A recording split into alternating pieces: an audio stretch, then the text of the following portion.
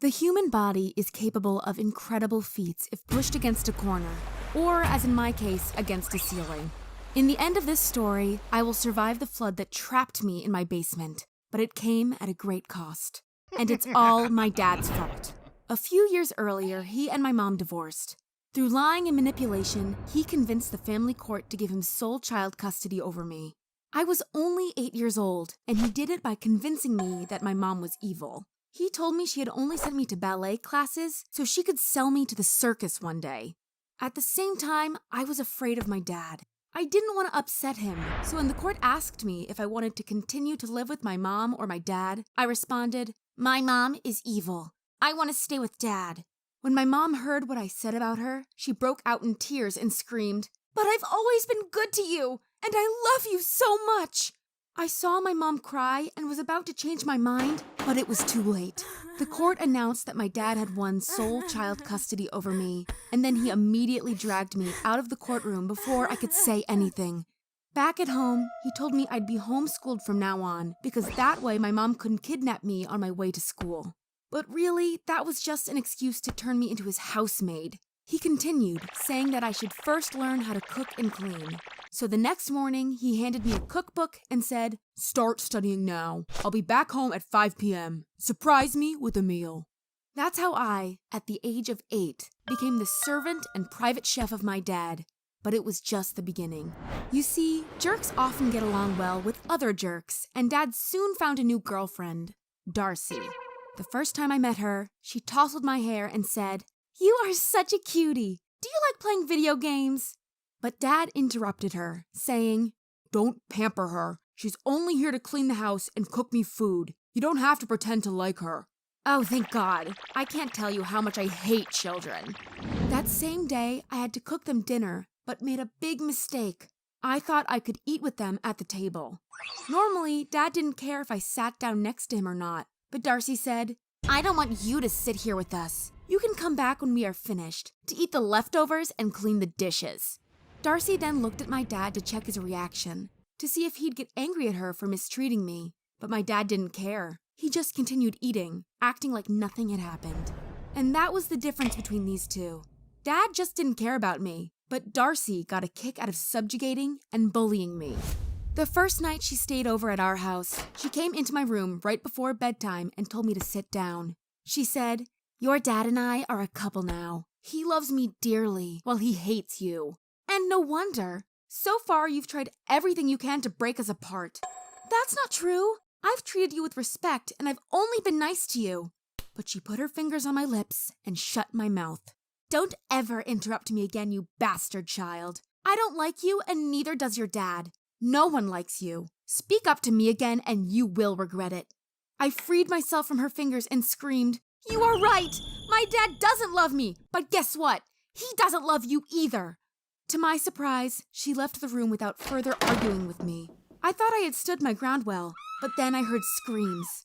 I ran to see what happened and found her at the bottom of the stairs crying. Dad came too and asked what happened. She said, "Your daughter tripped my feet and I fell. She is so mean." I was scared my dad would punish me, but he did something even worse. He told Darcy, "Don't let a child bully you. Punish her yourself," and walked away again. Wow, did my dad just give her permission to do with me whatever she wanted? Well, the next morning I heard Darcy screaming again, and this time she called my name. I went downstairs and saw her with her injured leg resting on the footrest. "See what you've done to me? I can't go to work today because you pushed me down the stairs. Now go make me breakfast, you bastard child." I flipped her off and went back to my room. No way I would become her slave. But when Dad got home in the evening, he took me to the side and said, "There are only 2 rules you have to follow. First, do the household, and second, don't annoy me. If my girlfriend tells you to do something, you will do it. Understood? If Darcy complains about you one more time, I will feed you to the dogs." "But that doesn't make sense. If I'm so annoying, why not just send me to Mom?" "After our divorce, your mom wasn't allowed to stay any longer in the US. She had to fly back to Iran." The news shook me. Iran, the country my mom was born in, has a horrible government that mistreats its people badly, especially women who are seen as second-class citizens. As much as I hated living with my dad, It still seemed better than moving to a country full of religious zealots. The next morning, Darcy woke me up at 8 a.m. and told me to hold an ice pack on her injured leg while she would watch TV. Right then and there, I had to choose between pleasing her or, as my dad had warned, being fed to the dogs. Well, I chose to flip her off again, to which she responded, "Good, I can't wait for your dad to throw you out. Maybe I'll come visit you at the children's home you'll move to, next to the other kids no one wanted." I hated this woman so much, but now I was in serious trouble. I had to come up with a wicked plan to break her and Dad up, so I did the following. First, I wrote my dad a goodbye letter, saying, "Bye, Dad. Be careful about Darcy. Today she stole all the money from my piggy bank. I bet she will steal from you too." Then I packed my clothes and moved into our basement without anyone knowing. It had a big gas tank where I could hide behind perfectly. I thought I was so smart. At night, I would sneak out and get food from the kitchen or use the bathroom, even though I often had to pee into a bottle during daytime.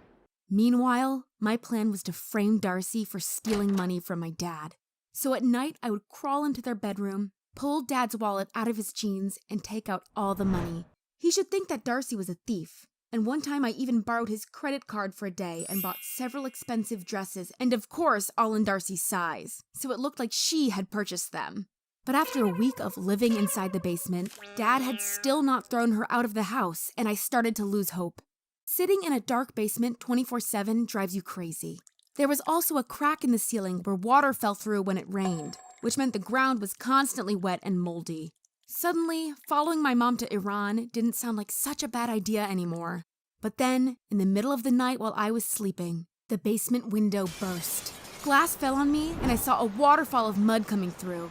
It was so strong that by the time I'd realized what was going on, the floor was already covered in mud, and I couldn't find the key to the basement door anymore.